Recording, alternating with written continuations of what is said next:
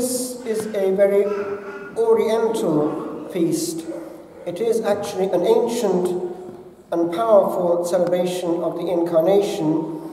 In the East, they zoom into the baptism of the Lord in a big way on this day, and it has been a place and time of baptism of children from ages gone by, referred to as the Illumination.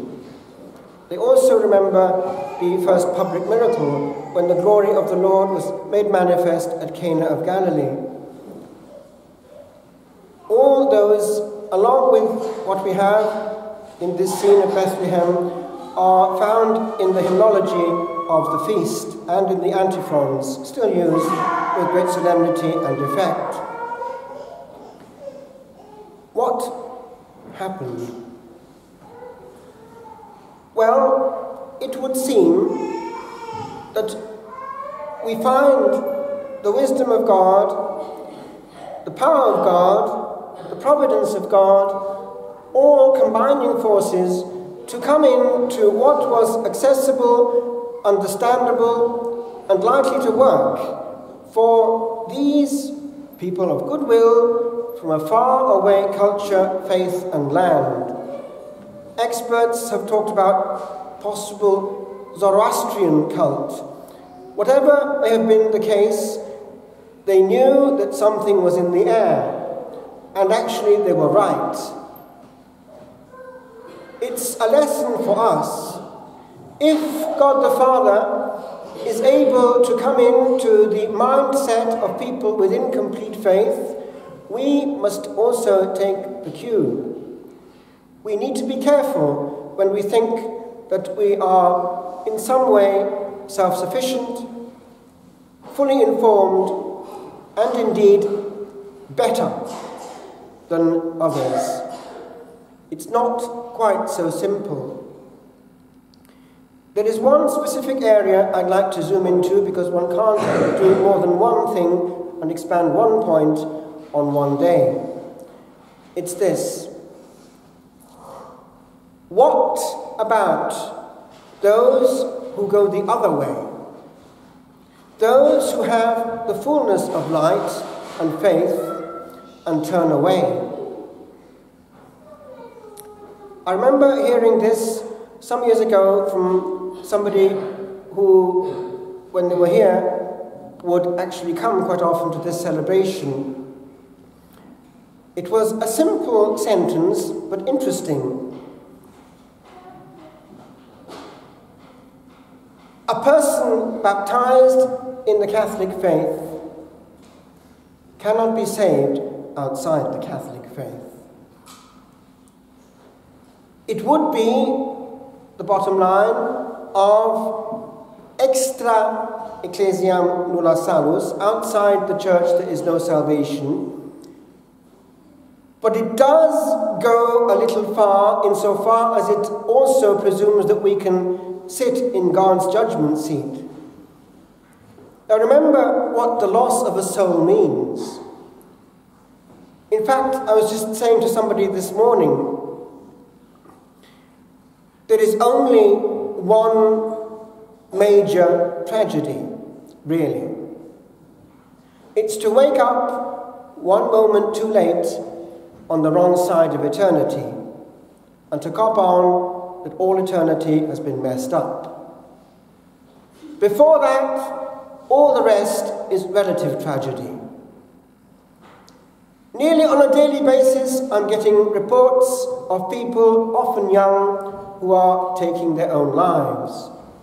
I have no idea where they go, but what I do know is that they all wake up with some cooling down process of realizing that they've got all eternity ahead of them.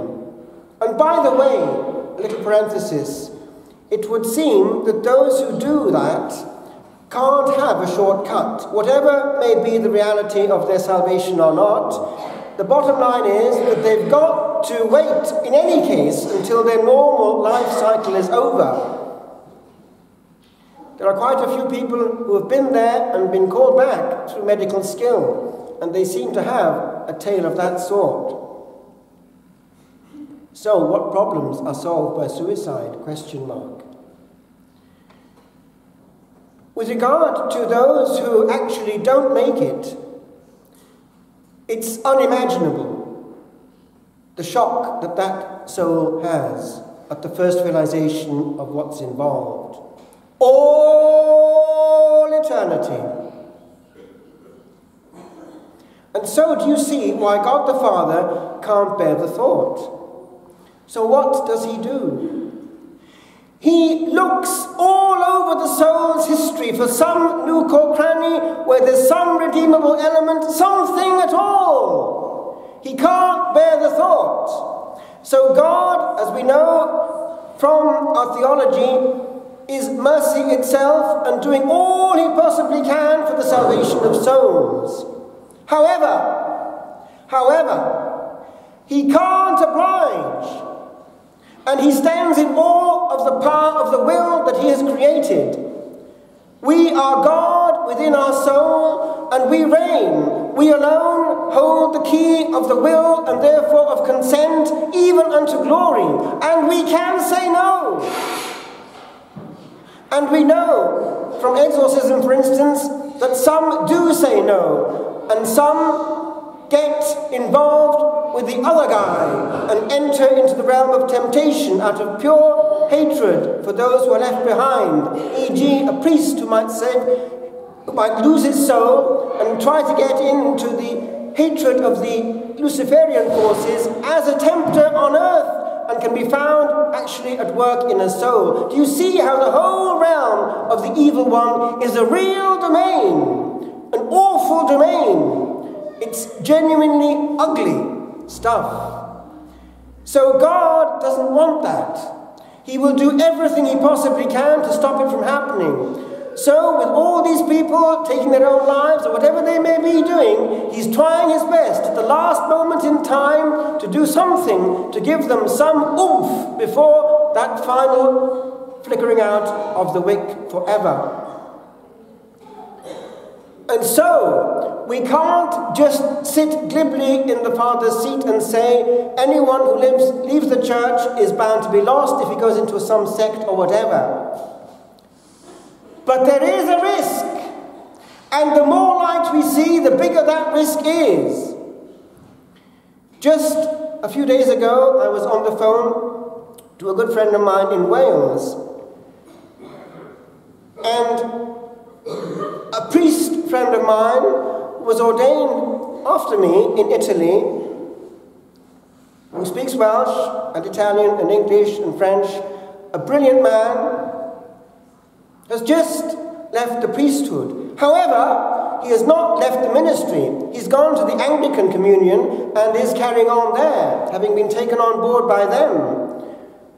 And there are other similar cases I know of. So the problem poses itself there in a different way. What's going on there with regard to the way in which they're worshipping full-time, professionally, the light?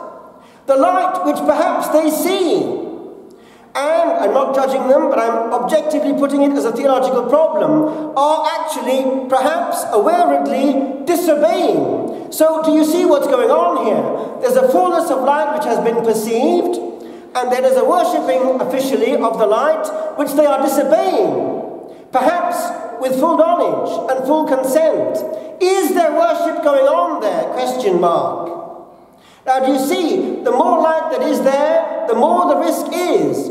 We therefore can certainly calm down a bit when it comes to people who, for instance, have left the Catholic Church ages ago and have been fished again by born-again Christians and get into something else. It's not the same at all, because they're coming from a negativity back to some kind of positivity.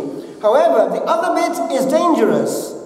And do you know that John Henry Newman, who was precisely asking for light when he was still an Anglican, lead kindly light, he got to a point when he could no longer sit back in his academic chair and reason. It became this problem. I can now see more light, and I can see bright light, and the question now is, can I stay where I am and be saved?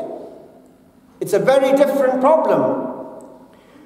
And in theology we are taught that all sin against the truth, against faith, is mortale totius generis sui, mortal in all its kind, the same as sins against chastity. Therefore, we can't worship the one that we're disobeying gravely. It just doesn't work. Worship, above all, is on the level of the will. Worship is recognizing the worth of the one that we owe everything to. We can't worship God on our own terms and expect him to receive it. It's what the Lord was referring to when he was asking for worship in spirit and in truth. So, back to the original problem on which I end. God knows all the nooks and crannies of all the souls on earth.